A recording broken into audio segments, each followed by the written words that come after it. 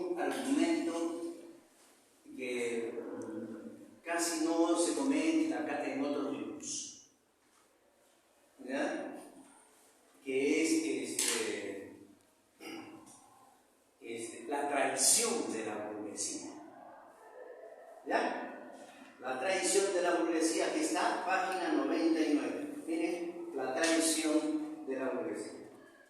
Ya, yo no invento nada, ¿no? Sigamos ahí. Es una especie de síntesis muy interesante para que lleguemos ahora, no sé. Es un aspecto fundamental para tratar no solamente, para comprender, tratar de comprender el comportamiento, miren, la filosofía. ¿Ya? Antes de leer y analizar, les quiero dar la filosofía del capital, como a mí me gusta decir, ¿no? Entonces, no se comprende, no se entiende la historia del capitalismo a nivel mundial, lo que estamos desarrollando, y la historia del capitalismo en todas partes en el Perú, sin esta parte de por qué la burguesía traiciona su rol histórico como clase dirigente. ¿Correcto? Bonito, ¿ya? ¿Por qué? Y nada más que lo dice la bodega. Ya, ni hablar. ¿Ya? Entonces, este tema muy poco tratado. Los marxistas en el Perú lo tratan, pero no con esa amplitud, pues no, muy poco ha sido tratado. Y ahora menos, ¿no? Ahora menos por la generación de Bonilla, de Flores Galindo, a pesar que le lleva muchos años Bonilla. Entonces, esa es la parte fundamental. Entonces, que es incapaz, ¿verdad? Incompetente para elaborar la burguesía, ¿no? Cuando hablo de la burguesía, hablo de la burguesía industrial, comercial, petrolera, financiera, ¿correcto? O sea, los dueños del Perú, ¿no? Sorprendente, 4 bancos en el Perú controlan toda la economía.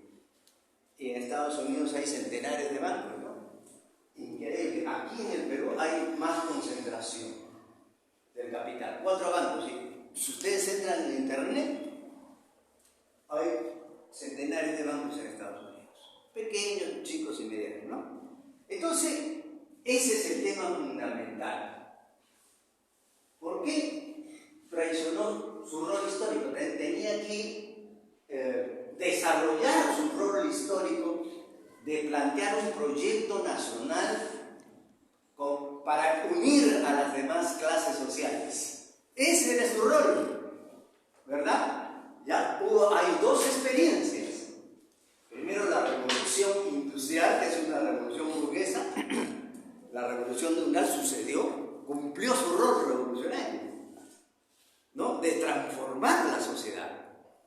¿Ah?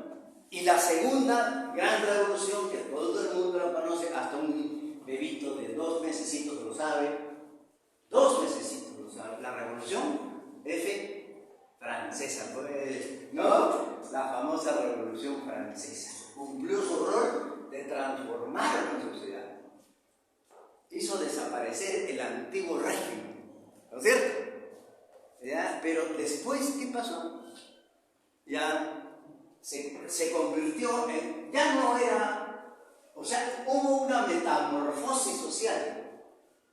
¿Ya? Buena, una metamorfosis social de la burguesía revolucionaria, o sea, la burguesía como clase dirigente, a la burguesía como, sí, hola, ¿qué tal? Simplemente a la burguesía como clase dominante. Miren, ¿eh?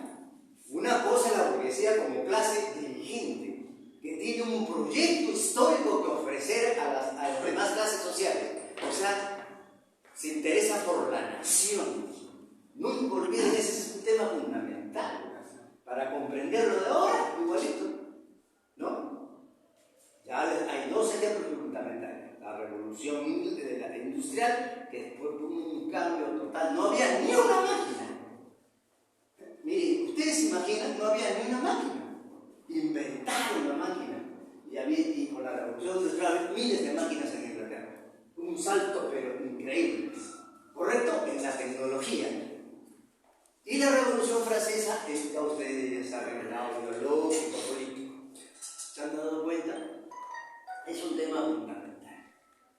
¿Ya? Esa es la idea. O sea, se ha transformado de una burguesía dirigente, con un rol histórico de proyecto para, ¿no?, unir a las demás clases sociales como proyecto, se llama proyecto nacional, a lo que antes se llamaba situación nacional. Esas cosas ya no se discuten, deberían interesarse los gobiernos por eso, porque es un tema central. ¿Somos o no nación? Cada vez somos menos nación, ¿no? Hay mucha gente que decía, no, si somos nación, pero lo que está pasando ahora, uy, verdad, que no somos nación, ¿eh? Y ahorita ha sido los 200 años, no sirvió para nada los 200 años. Tenía razón Basada, Revolución Industrial, en 1931, el 31, esa es la frase de ella. Ahí está, busquen. Miren, ¿qué significa eso? Hay un aspecto de profeta de Basada. ¿Ya? Profeta de ¿verdad? ¿Me entienden? Los estudiosos tienen ese aspecto de profeta. ¿No? La tesis de Trotsky, cuando le preguntan más o menos de 1930, miren, más de 50 años han pasado y él ya sabía de que Rusia, él mismo responde qué es Rusia en su libro La Revolución Traicionada, en su libro, él escribió 3 libros muy bonitos: La Revolución Desfigurada, Traicionada y La Revolución Permanente. Y ahí dijeron que es Rusia, 1930 o 31. Es un estado obrero degenerado. ¡Qué buena! ¿Ah? El 31, estado obrero degenerado. Anda pues. Profeta, ¿no? Y después, ¿cuándo se derrumba Rusia? 1989, ¿no? Ya adivinó. De 1931 a 1989. Hay mucha diferencia, ¿no? Él ya sabía ya. En serio. Tiene sus rasgos de profetas. Los grandes historiadores tienen sus rasgos de profetas. ¿Correcto? Entonces, aquí ya lo quiere ver. Ya. ¿Por qué traicionó? Ya. ¿Te interesa eso, no? Es un tema fundamental. Ya, vamos a sintetizar. ¿Ya? Entonces, la historia, ¿cómo la estamos enseñando, estamos aprendiendo? ¿Correcto? Tiene que ser, pues, ¿dónde están los demás alumnos? ¿Dónde está ¿Por qué la burguesía traicionó? ya. Entonces, claro, ¿por qué la burguesía en determinado periodo empiezan a traicionar? Empiezan a traicionar ¿qué, profesor? Su rol histórico, su misión. Cada clase social tiene su misión en las sociedades. Por supuesto, ¿no? La clase dominante, con las diferentes fracciones, burguesía industrial, petrolera, financiera, ¿correcto? La burguesía comercial, todo lo que tú quieras, ¿no? ¿Cómo se divide la burguesía? Tiene su misión, pues. La burguesía comercial, ¿cuál es la misión de la burguesía comercial? Comprar barato. La única ley de la burguesía comercial: comprar barato y vender caro. La única ley. Lo demás es tecnología, modernidad. ¿Me entienden? Siempre ha sido así. De lo que estamos estudiando, miren, encuéntrenle la filosofía, ¿no es cierto? Con la multitud de datos que nos da Brodel. O sea, si ustedes no le encuentran la filosofía, nos vamos a perder en un mar de árboles y no vamos a ver el bosque. Julia, ¿a ti te gusta ver el árbol o el bosque? ¿Ya? Ahorita vamos a ver. ¿Ya? Ahorita sigue esa metodología de por qué traiciona eso. Ya no, llega un momento, miren qué interesante, qué bonito es, en que ya a la burguesía ya no le interesa cumplir su rol como clase dirigente. ¿Saben por qué? Porque se vuelven rentistas. ¿Verdad? ¿Correcto? Lo que estábamos hablando, Julio, ¿recuerdas? Se vuelven, quieren rentas nada más. ¿Me entiendes? Entonces hay este proceso se llama, miren, todo en la historia creo que es bonito explicarla así, ¿no? ¿Saben? Este proceso se llama aristocratización de la burguesía. Otros le llaman feudalización de la burguesía. ¿Ah? ¿Me entienden? A ese proceso de, ¿no? Ojo, o sea, no es, esto, la historia no se comprenda como una flecha lineal. Agarro mi flecha, ¡pum!, la disparo y va directo al blanco, ¿no es cierto? O una bala. La historia no es así. ¿Ya? Acabo de mencionar de que había dos procesos históricos mundiales, la Revolución Francesa y la Revolución Industrial. Ahí la burguesía cumple su rol, ¿no? ¿Ya? Pero antes y después también no ha cumplido su rol. Como nos dice Braudel, ya no le interesa, ¿verdad?, ser burguesía, clase social dirigente, sino clase social dominante. Empieza a aristocratizarse. O sea, recibir rentas.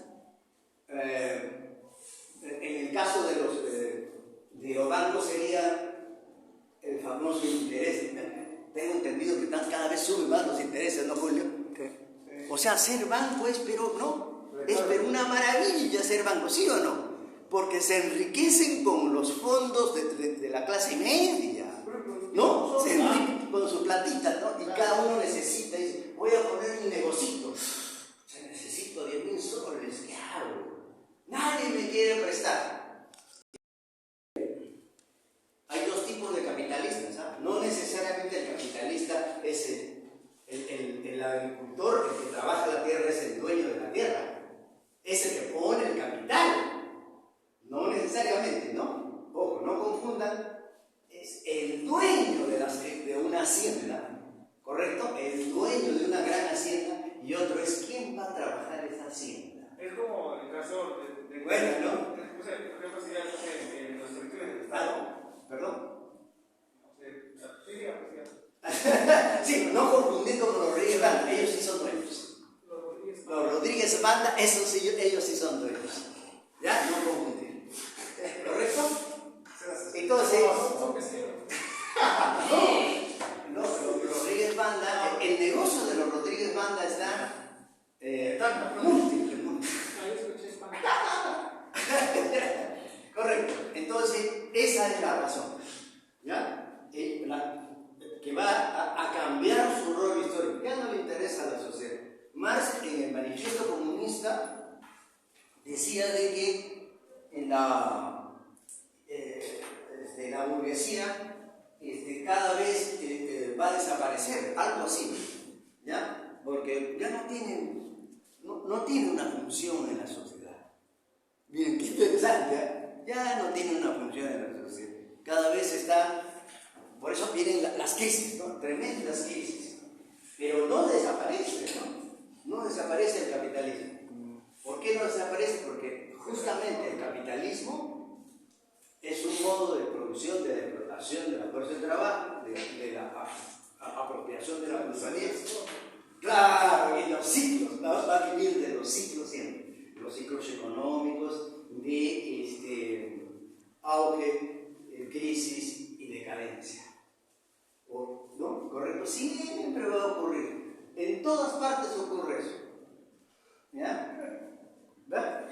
Entonces, esa es la razón. ¿Ya comprendió el líder? Ya no tiene nada que ofrecer. No le interesa. Entonces, un grupo de poder. El grupo de poder solo le interesa a todo grupo de poder, en todas partes, en todas las épocas, solo tiene una idea fundamental. Es acumular, ¿no es cierto? Acumular la acumulación del capital y durarlo, como decía Bazán. Qué bonito. ¿Hasta cuándo duraré en el poder?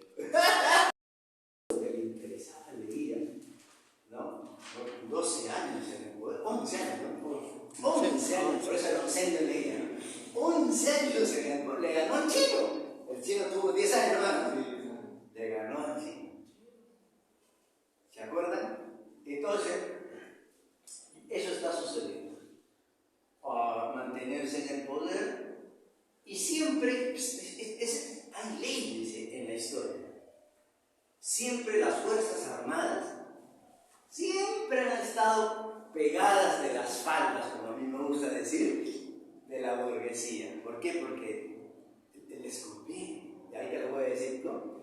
Pegadas de las faldas, de los calzones de la burguesía. La Fuerza Armada, pegada de los calzones, ¿sí? Por favor, no, yo te voy a ayudar. Somos una Fuerza Armada, ¿no? Vamos a matar al que se revela. Ahí está.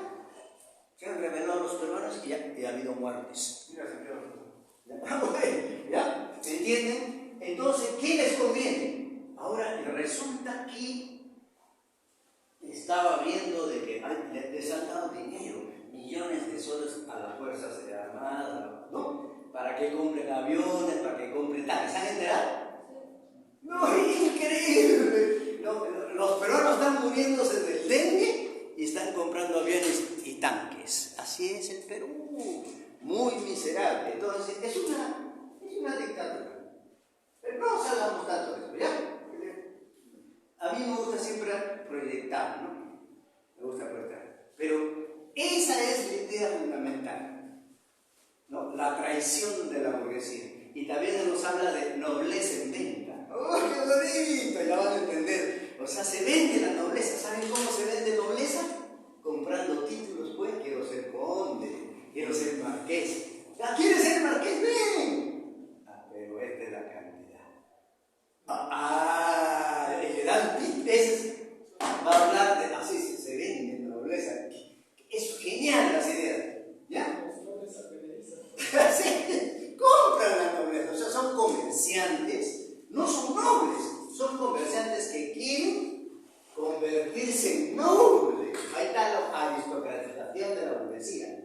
¿Me entienden?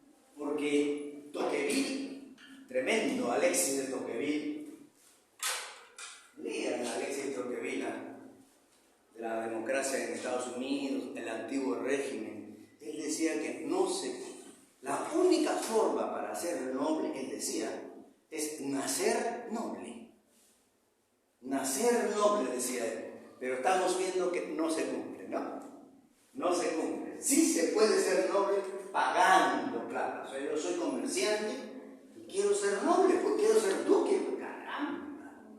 El poder que te da el duque, ¿no es cierto? El marqués, el conde, el varón. Entonces, compro, pagando, pagaste mi maletín de platita, ¡brum! Perfecto. Y le dan un título.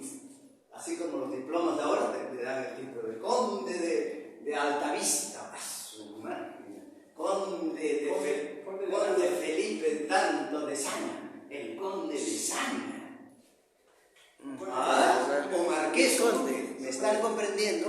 Entonces no es tan cierto lo que dice Alexis de Tocqueville. Sí se puede. Entonces ese es un proceso muy interesante cuando empieza ahí el dinero, ¿no? Estamos viendo los orígenes del capitalismo.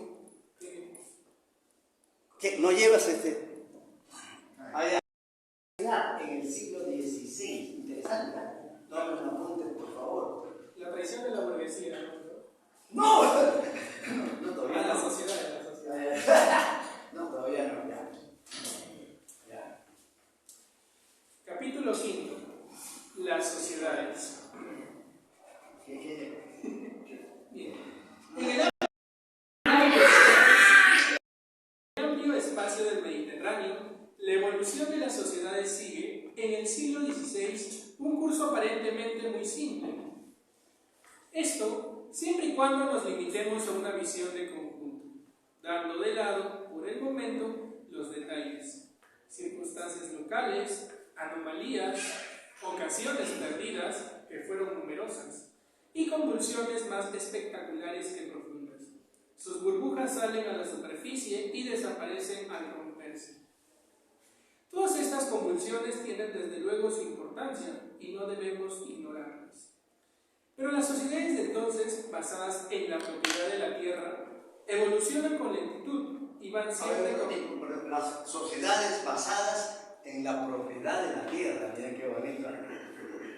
Claro, el sistema feudal se resistía a morir. Estaba iniciándose el capitalismo. No es que una cosa es capitalismo y otra cosa es feudalismo, sino los dos sistemas peleaban. Ya miren qué bonita la época, los dos sistemas peleaban, se resistían, ¿correcto? Se resistía a morir el sistema feudalista. ¿Ya? Esa es una época de tránsito, siglo XVI, una época fundamental. Aparece el capitalismo, pero inicio del capitalismo. La sociedad todavía era feudal, ¿no? En su mayor parte, ¿no? Solo unos cuantos hacían el negocio, ¿no es cierto? Un puñado hacían eso. ¿Cuántos fútbol había? ¿Había qué? 10 ricos nada más, en 60 millones de habitantes. ¿Se han dado cuenta? Sí, sigue, Felipe. ¿Qué más hay? Pero las sociedades de entonces, basadas en la propiedad de la tierra, evolucionan con lentitud y van siempre con retraso en relación a la marcha de la política y de la economía. Qué bonito, ¿eh? Además, las coyunturas sociales, lo mismo que las demás coyunturas, tan pronto se mueven en un sentido como en otro, acabando casi siempre por neutralizarse. Y a la larga resulta muy difícil apreciar cuál ha sido la evolución real. Es fácil, por ejemplo, decir que en Francia se ha producido un fuerte movimiento pendular. El primer siglo XVI ha transcurrido íntegramente bajo el signo de la movilidad social. Los pobres se desplazan de un punto a otro, de una región a otra, sin sucumbir en el curso de la aventura.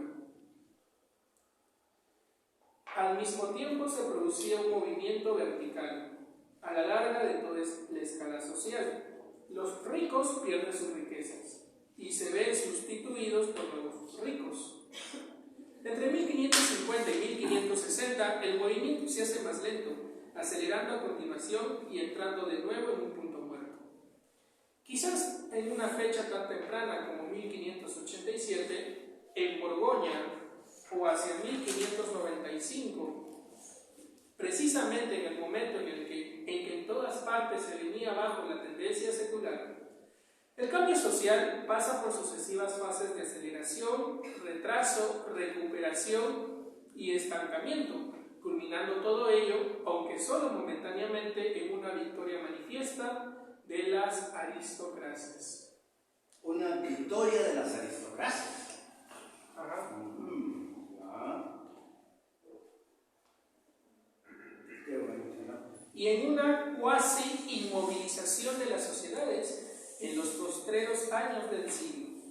Pero este resultado no pasaba de ser sino un simple episodio de la especie de aquellos que se pueden cancelar o neutralizar en la próxima oscilación del péndulo. Oscilación del péndulo. Resumiendo, el siglo XVI, pese a sus titubeos o precisamente a causa de ellos, no se ha cuestionado acerca de los pilares de aquella sociedad. En líneas generales, los acepta tal y como los ha recibido, elaborados de las épocas anteriores, y lo mismo hará el siglo XVII. Antonio Domínguez Ortiz, en su reciente y magnífico libro La sociedad española en el siglo XVIII, describe una realidad social cuya existencia hacía tiempo que sospechaban los historiadores. Una nobleza en pugna con continuas dificultades financieras. Nobleza en pugna, ¿ves? Todos estaban en crisis, ¿no? Derrochaban, pues, todos los ingresos, ¿no? El ingreso del oro, de la plata, todavía estaba, hasta 1650, o sea, pero derrochaban el dinero, ¿no? Sigamos. Pero que pese a ello consigue sobrevivir. Un Estado moderno que no consigue cumplir su misión ni afirmarse como representante de una revolución social. Se contenta con el compromiso. Su aspiración mayor es la de la coexistencia. Una burguesía que traiciona constantemente, pero... Una burguesía que traiciona constantemente. Ahí está. Pero, ¿es acaso consciente de sí misma en cuanto a clase social? Y finalmente, la masa del pueblo, inquieto, descontento, agitado, pero sin una auténtica conciencia revolucionaria. Reacción señorial. En la cristiandad, lo mismo que en el Islam, la nobleza ocupa los primeros puestos y no está dispuesta a renunciar a ellos.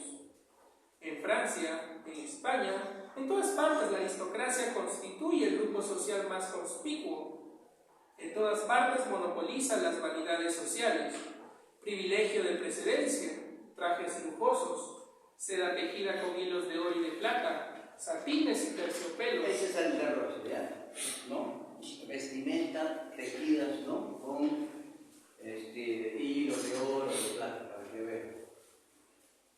Así era en la época, ¿no? Sigamos. Tapicerías de Flandes, caballos de lujo, moradas suntuosas, servidumbre numerosa y, a partir de los últimos años del siglo, carrozas. Todas ellas, estas vanidades son, a decir verdad, otros tantos caminos que pueden conducir a la ruina. ¿A la qué? A la ruina. Ah, ya.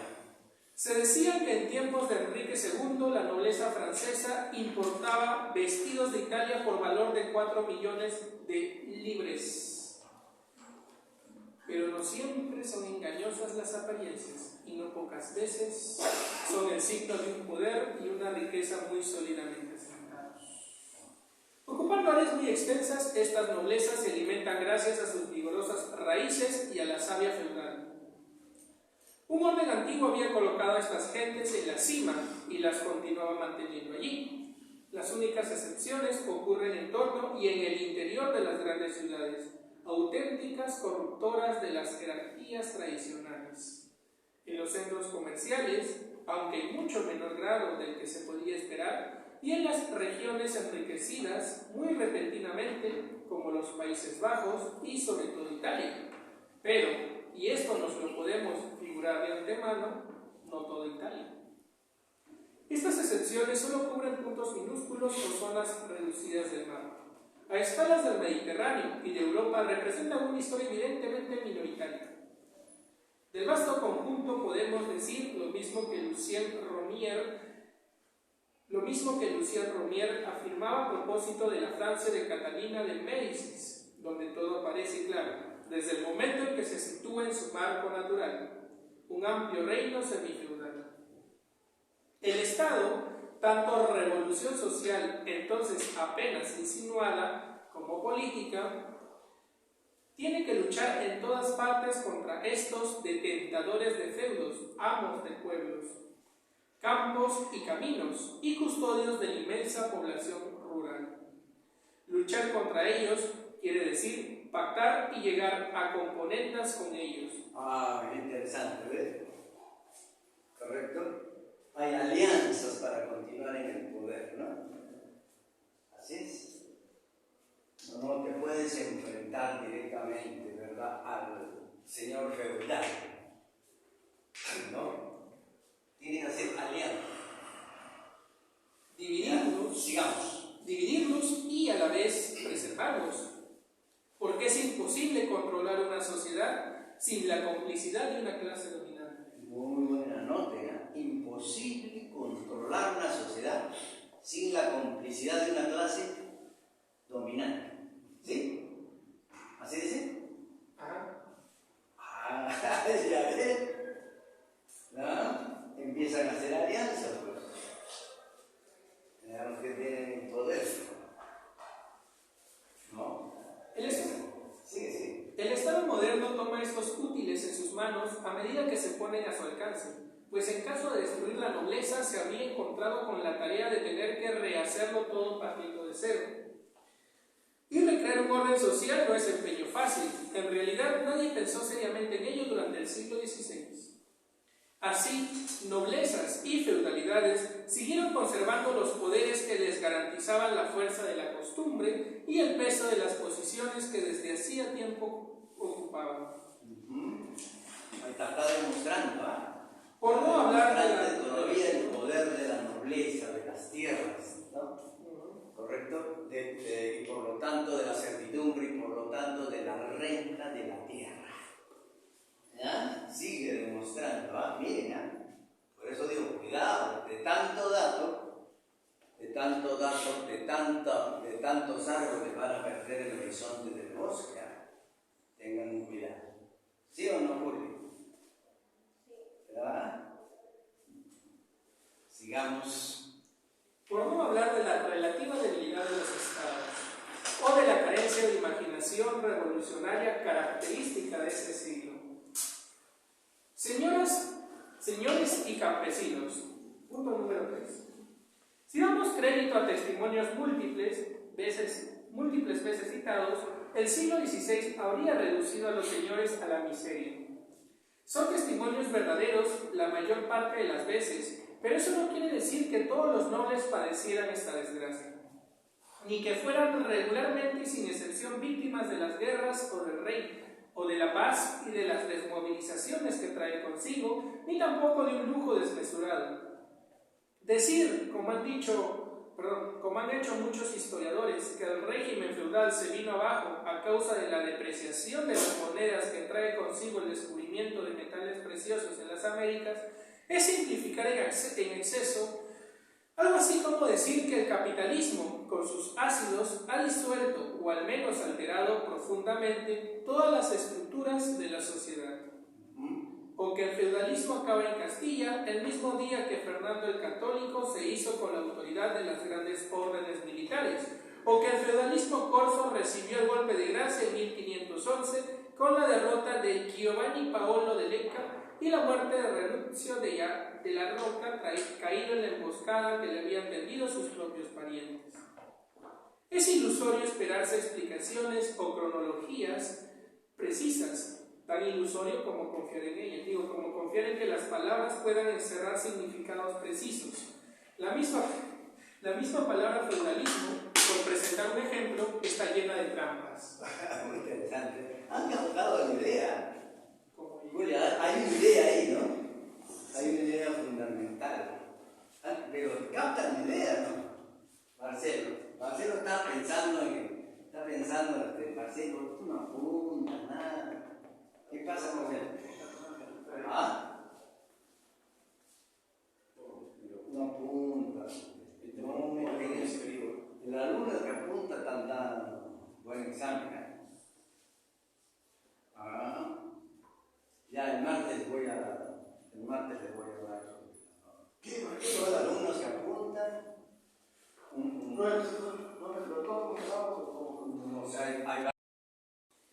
La misma palabra feudalismo, por presentar un ejemplo, está llena de trampas, que pueden llevar a los más variados equívocos.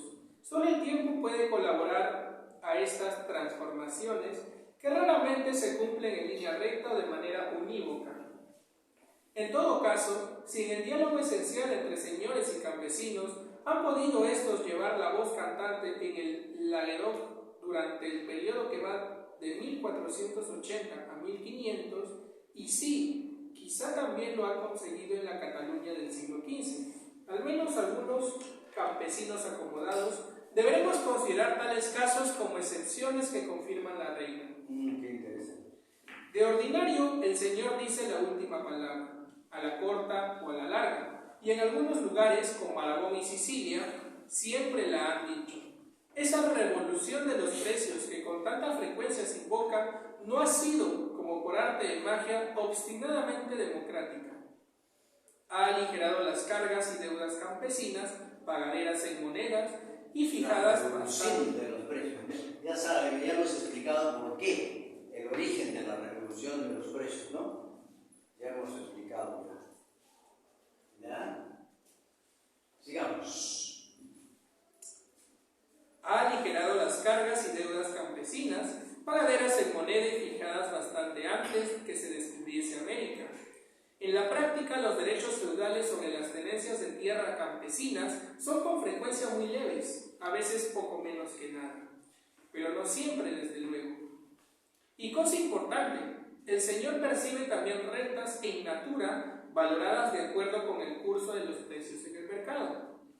Un registro de los ingresos del cardenal duque de Lerma en marzo de 1622 habla de sus aves de corral, de su trigo y de su vino, el pan a la taza, el vino a 4 reales. Además, tanto en el Mediterráneo como en Europa, la partición de las tierras no se hizo de una vez para siempre. A la astucia del campesino se opone la astucia y, si la ocasión lo requiere, la brutalidad del señor. Claro, estamos viendo, no se olviden, el aspecto social, ¿no?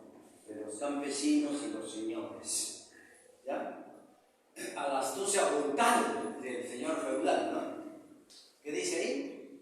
Brutalidad del señor. Miren cómo emplea los verbos, ¿verdad? Los señores dispensan justicia y detengan los la brutalidad del señor para explotar a los campesinos. Sigamos.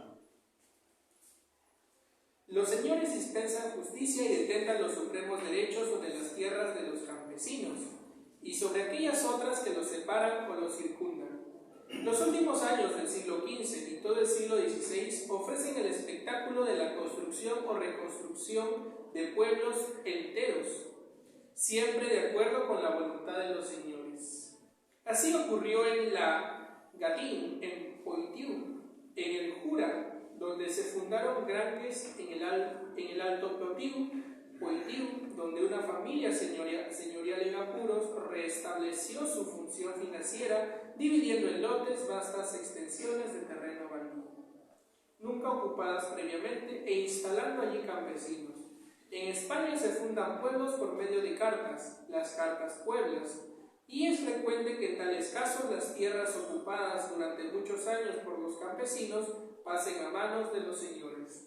Ya, hay una especie de segunda servidumbre, como dice Engels en sus textos, ¿no? Federico Engels, una especie de segunda servidumbre. Ya, pero la idea central de Engels es la segunda servidumbre al este del Elba, del río Elba, ¿no? Ya averigüen dónde queda, ¿correcto? Pero esta es una especie de segunda servidumbre, ¿no? Cómo aprovechan los señores sus tierras, ¿no? Empiezan a parcelarlas para alquilarlas, ¿no? Qué interesante. ¿Ya? ¿Estamos o no? Estamos full, ¿estamos? No te duermas, Julita. La genovesa, nunca vaya a la genovesa, más caro todavía. ¿No? Sí. Tú compras en genovesa y yo Turquía, o sea, hay varios periodos de la nobleza en el Imperio Otomano. Los turcos. O los turcos otomanos. Como quieran. ¿Ya? ¿Cómo? Ya, listo, a ver. Pero el más sorprendente de los dosías es el del Imperio Turco. Mientras que no tenemos ningún o muy poco conocimiento directo de lo que ocurre en el Islam, estamos razonablemente bien informados acerca de la situación social de Anatolia y perfectamente enterados de lo que impera en los Balcanes. Y esta realidad, al contrario de lo que tantas veces se ha repetido, no es en modo alguno el reverso de la de Occidente. Inmediatamente saltan a la vista parecidos y analogías. Podríamos decir que las mismas causas producen los mismos efectos, en la medida en que un orden social no puede presentar, en cuanto a sus estructuras, ilimitadas soluciones posibles. Y considerando además que en ambos casos nos encontramos ante sociedades evidentemente basadas en la propiedad territorial, estados que, pese a su esplendor, se hallan todavía en el estadio infantil y que al menos en lo tocante a inmadurez se parecen mucho el uno al otro. Los estudios realizados durante los 15 últimos años, aunque no nos han aclarado todo, sí nos consienten discernir ciertas constantes y la construcción de algunos modelos válidos, muy útiles para conseguir lo más esencial, que es establecer cuidadosamente las diferencias entre periodo y periodo. Sucede que, en lo referente a Turquía, hay muchos historiadores occidentales que tienden a confundir perspectivas que resultan de un proceso evolutivo de varios siglos de duración. Solo muy raras veces las sociedades avanzan a pasos de gigante y las transformaciones importantes necesitan del paso del tiempo para poder realizarse. En lo tocante a Turquía no se debe hablar de una nobleza turca, sino de 3, quizá 4. A ver, ¿cómo? En lo tocante a Turquía, no se debe hablar de una nobleza turca, sino de 3, quizás 4. Qué interesante, ¿ya? Nosotros vamos a explicar las características de las 3 noblezas turcas. No una, sino 3. ¿No les puedo? A ver, vamos a ver qué nos dicen. La última de ellas, que se hace osadamente con el poder a finales del siglo XVI, será la más abusiva, agrietará y debilitará el totalitario imperio otomano. Es más, es muy posible que haya sido ella la culpable exclusiva de su ruina total. Mira, o sea, la misma nobleza destruye el mismo imperio turco otomano. Increíble. ¿No? Por su corrupción, por su poder, ¿no? Hace. Es evidente que si las mismas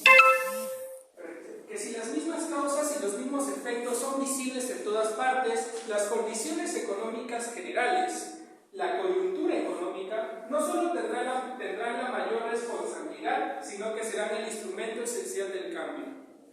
Para dar con la primera nobleza turca, hay que remontar el curso del tiempo y explorar las obscuridades del siglo XIV. Esta nobleza se instala en Anatolia, más o menos poco antes o poco después de las primeras victorias importantes de los otomanos, periodo que va del 1326. Más temprano, ¿no? Año, la primera nobleza, 1300. Año de la toma de Bursa, al de la de Adrianópolis, posiblemente en 1360. Los historiadores nos describen a esta clase dominante como opresiva y a sus componentes cerrando filas de un modo inquietante. Es una clase esclavista, feudal y señorial, pero al mismo tiempo libre. Es una clase esclavista y feudal, o sea, Y una señorial. mezcla y señorial, ¿no? Mira la terminología de Braudela. ¿No? Pero al mismo tiempo. No menciona ahí el capitalismo, ¿no? Mire para que vean, ¿eh? Pero esto no menciona. A ver, clase, repitamos por última vez: esclavista, feudal y señorial. Muy bien, clase. Experto para calificar este Braudela. Sigamos. Pero al mismo tiempo libre. De hecho, demasiado libre. Bis del sultán, que no es en realidad sino un primus inter pares. Las tierras se compran y se venden constantemente sin el menor control del Estado. Es una sociedad que reconoce lo que nosotros llamaríamos propiedades privadas alodiales, mults, y las familiares, o para ser más precisos, fundaciones piadosas, sobre las cuales el fundador y sus descendientes conservan la dirección y los beneficios, de modo que en más de un aspecto resultan depósitos de riqueza muy estables. Como ocurre también en el caso de los mayorazgos de Occidente. La segunda nobleza turca... Ya tenemos la característica, ¿no? La primera nobleza, ¿no? Poderosa, vende, compra tierras, ¿verdad? Y está calificada como una mezcla muy interesante entre esclavista, feudal y señorial. Muy buena. A ver, vamos a ver qué dicen sobre la segunda nobleza del imperio turco otomano. Los turcos. Claro, los turcos cuando entraban, pero era una especie de virus, un virus maldito en la sociedad europea, ¿no? Los turcos otomanos con sus sables, los genízanos. Claro, te hacían salchichita con sus sables filosos, ¿no? Con sus sables. Adiós. Un chanchito ahí con su sable, como pa, pa, pum, ¿no? Hacían exclusivamente en las posesiones otomanas de Europa durante el siglo XV. Pero es en ese espacio donde nos ofrece la más clara imagen de su proceso de enraizamiento y floración. Teniendo como telón de fondo la rápida conquista turca de los Balcanes, una sociedad está llegando muy rápidamente a su ruina a causa de una serie de violentas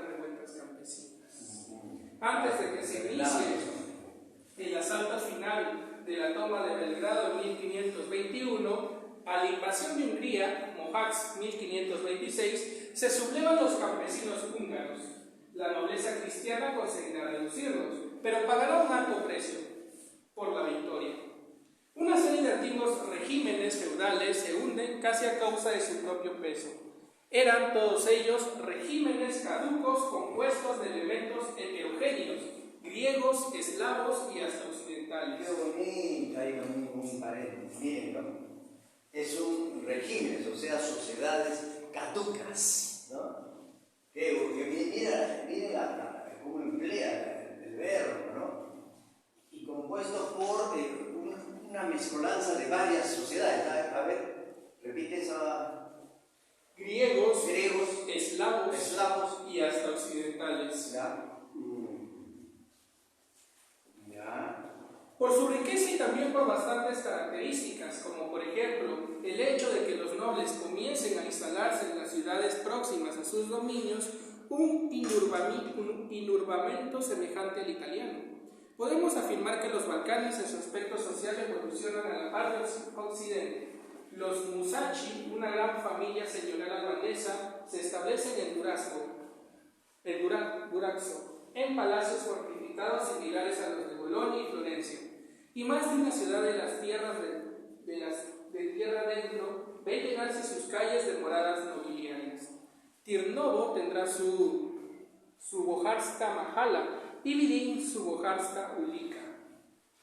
El lujo que despliegan estos señores está íntimamente relacionado con la existencia de la latifundia y con la despiadada explotación de los campesinos. Ya, correcto. La segunda nobleza del Imperio Turco Otomano, idea central, que continúa esa explotación, ¿no? Se fortifica la explotación a los campesinos, se fortifica entonces la servidumbre y cobre, por lo tanto, si se fortifica la servidumbre, hay acumulación de rentas feudales, así se llama, ¿ya? Acumulación de rentas feudales, porque tampoco hagan notas, porque las chicas no me están anotando. Ya, está buena, ¿no? Continúa la película. Este es el sistema que, como un decorado teatral, se viene abajo ante el avance de los turcos. Secuela inevitable de la conquista son las devastaciones y la fuga de las poblaciones nativas a las ingratas montañas, pero también, en no pequeño grado, la relativa liberación de los campesinos. Continuarán estos agrupados en sus comunidades, dueños de sus tierras, aunque naturalmente no enteramente libres, pues están sujetos al pago de impuestos, de los que nadie está eximido y encuadrados en señoríos nuevos. Los timars, modelados a la imagen de los antiguos feudos, o más exactamente beneficios, y la población y el suelo conquistado se reparten en timars. También ahora los campesinos seguirán pagando rentas en dinero y rentas en especias, mucho menos importantes estas que aquellas, pero serán liberados de las pesadas cargas tradicionales.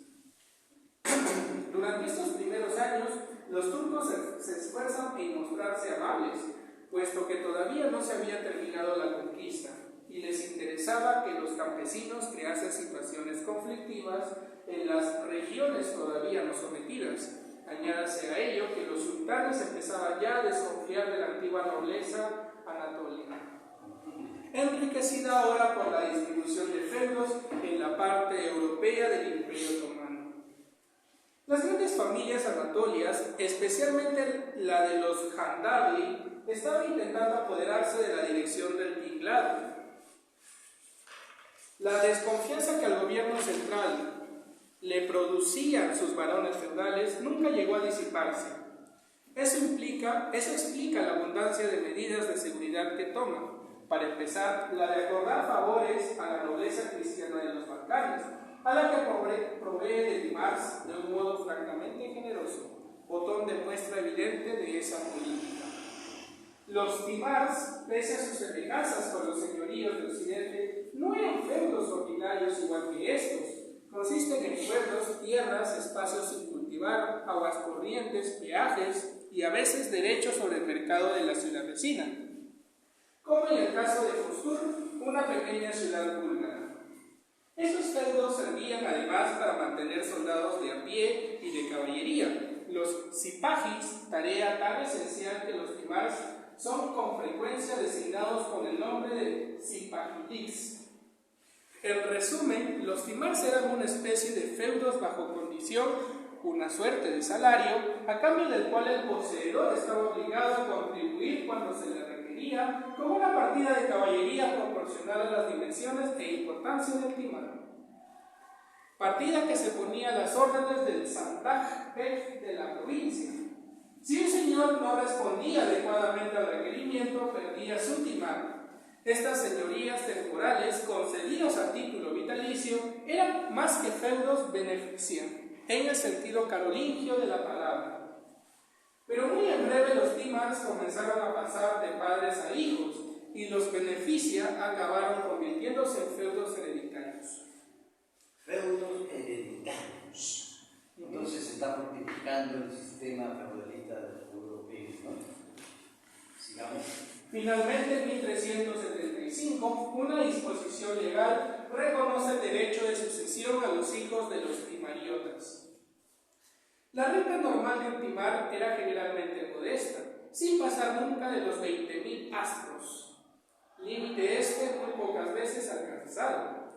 Registros de la región de Vidin y Berkovitsa señalan entre 1454 y 1479 21 timars cuyas rentas van desde los 1416 a los 10.587 astros. Economía rentista, ¿no? Clásica, servidumbre, explotación y economía rentista, ¿ve? Estas tres características del antiguo sistema feudal, ¿no? O expresado en ducados de 20 a 180, oscilando las de la mayoría de ellos entre los 1.500 y 8.000 astros.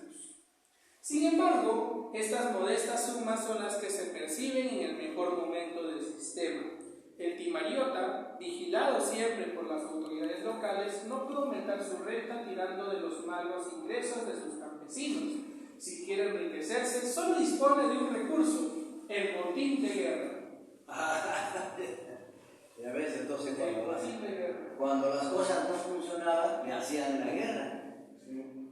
La recompensa obtenida en aquella provechosa guerra de conquista que los osmanlíes proseguirán hasta mediados del siglo XVI. De ahí viene la palabra otomano, ¿no? Porque no era Osmanli, ¿no? Y de ahí se convirtió en otomanos. ¿No? Sigamos. La modestia de las rentas de los timariotas es algo que cualquiera habría podido adivinar de antemano con solo saber su número. A finales del siglo había unas 200.000, que con sus familias suman más o menos 1 millón de personas. Y la población total oscila entre 16 y 20 millones. Es una nobleza demasiado numerosa para poder ser rica. ¡Qué bonito! Pero hay privilegiados entre ellos. Una nobleza muy grande para ser rica, ¿no? Claro, pues. Porque siempre el poder pues son familias, no nada más, pero ahí empieza ya la superpoblación, ¿no? Ya tenían todas las condiciones para un crecimiento demográfico, ¿no? Mira, tenían todas las condiciones, ¿no? Para el crecimiento demográfico. Falta todavía media hora. Ya pues, ustedes quieren. Hay hombres los hombres se dividen en dos grupos. Ellos, y muy pronto se constituye una alta nobleza. De hecho, habían 3 categorías de timars: los ordinarios, con un máximo de 20.000 astros de ingresos, los medianos o siamets, con 100.000 a 100.000, y los has, por encima de esta cifra. En 1530, el gran visir Ibrahim Pasha posee en Rumelia un has de 116.732 astros de renta. Ayaz Pasha, uno de 407.309 astros. Qasim Pasha, otro de 432.990. Además de los waifus, de los wakuf y de los muls. A estos últimos se los llamaba Hasa o Hasa Tishfilix, en oposición para distinguirlos y para distinguirlos de las rayas Tifilix o propiedades campesinas. Existían también inmensas propiedades que quizás podríamos llamar propiedades privadas señoriales. Algunas de estas reservas poseen en la Grecia de la segunda mitad del siglo XV olivares, viñedos, huertos, molinos.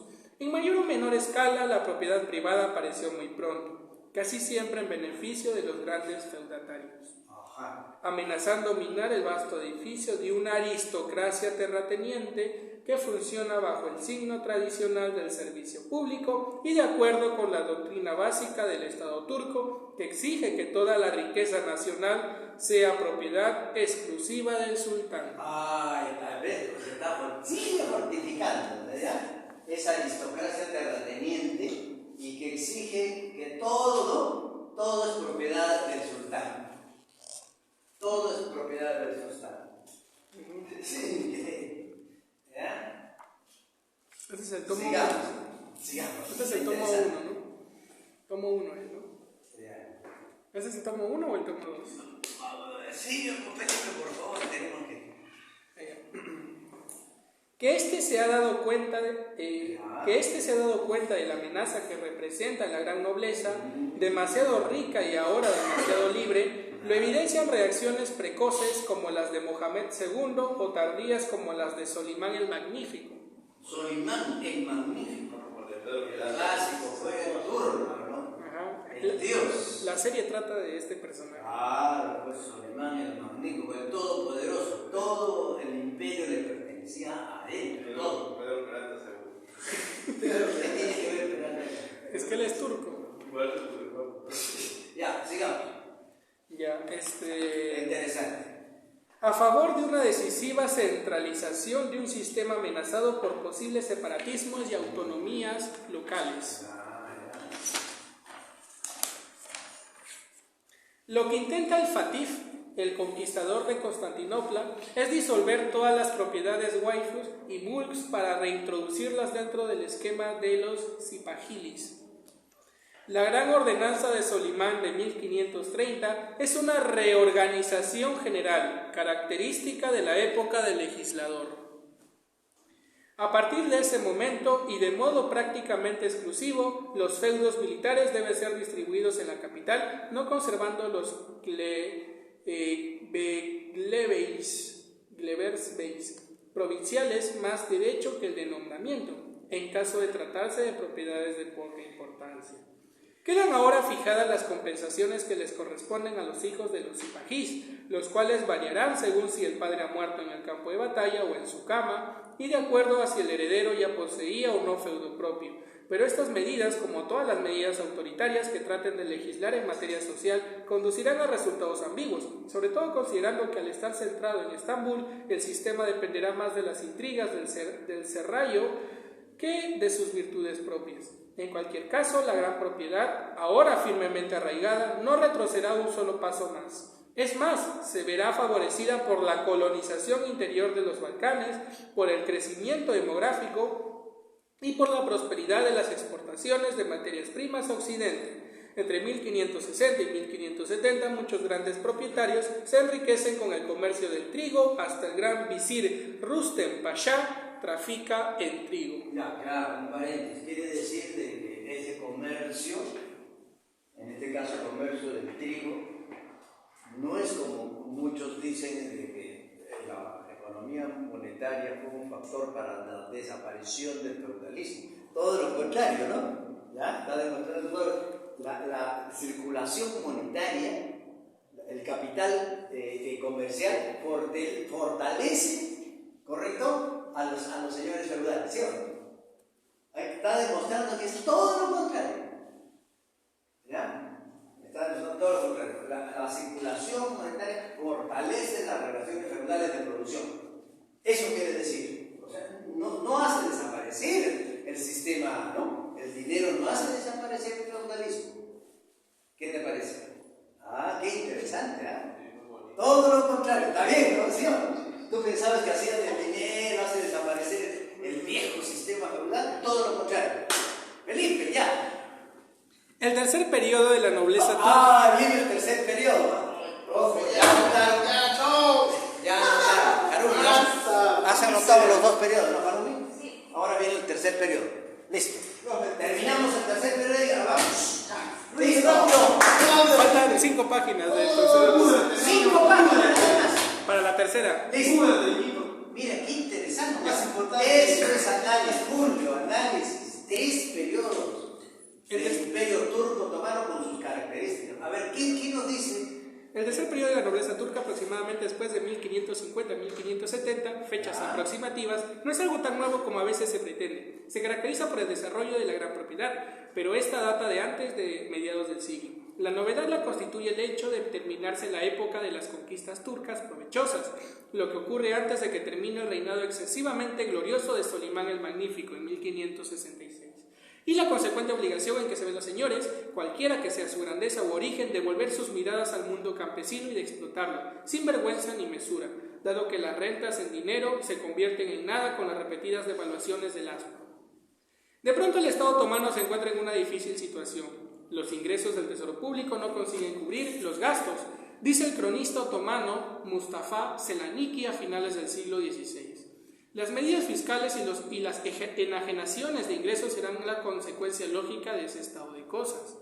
Y la subida de los precios propina el golpe de gracia al antiguo orden. Ya. Claro, continúa entonces la revolución de los precios, que duró más de un siglo. Increíble, la revolución de los precios. Sigamos. Los contemporáneos considerarán al gobierno culpable de cuanto ocurre por su moral relajada, por sus favores a la aristocracia cortesana y a los servidores y clientes de ésta. Y es cierto que el serrallo se ha convertido en el centro distribuidor de los timares y que lo reserva a los cortesanos y servidores que rodean al sultán y sus ministros chauches, escribientes, inspectores de tasas sobre cultivos de tierras, criados de dignatarios y pajes de palacio, por no mencionar a los visires o la walide sultán, la sultana madre. Este reparto caprichoso de feudos supera en mucho a todo lo que Occidente hizo o inventó en este terreno. Reparto de feudos. Las cartas de nobleza que se repartían en Francia no son nada comparadas con esas firmans, que con frecuencia se distribuían 2 veces con mayor frecuencia que una y que, sin el menor reparo, conceden privilegio de nobleza incluso a los nevi, es decir, a los intrusos. Así se denomina a quienes no pertenecen a la clase dominante otomana. Vagabundos. La clase dominante del Imperio Turco Otomano. Claro. Esa hay que anotar. Sigue. Vagabundos, bandidos, gitanos, judíos, gandules, rusos, lacayos y perros de las ciudades. ¿Y qué? Y perros de las ciudades. ¿Y perros de las ciudades? Dice, no. Sí. Así es como describe un cronista otomano. Ya. Lo que en Occidente llamaríamos la nueva nobleza. Los tiempos de la ignominia han llegado y durarán, y para hacerlo pisotearán todos los valores tradicionales. Impulsadas por la economía monetaria, las grandes propiedades continuarán creciendo semejantes a plantas venenosas contra las que no vale remedio alguno. Habrá timariotas que, utilizando nombres falsos, se harán con 20 o 30 señoríos. Los señores pequeños serán engullidos por los grandes y señores disminuidos de rango o amenazados por serlo figurarán muy pronto en puestos prominentes en los levantamientos campesinos de finales del siglo y comienzos del siguiente. Tanto como la época de los nobles improvisados, este tercer periodo lo es también de los usureros. Esta característica, es también el periodo de los usureros.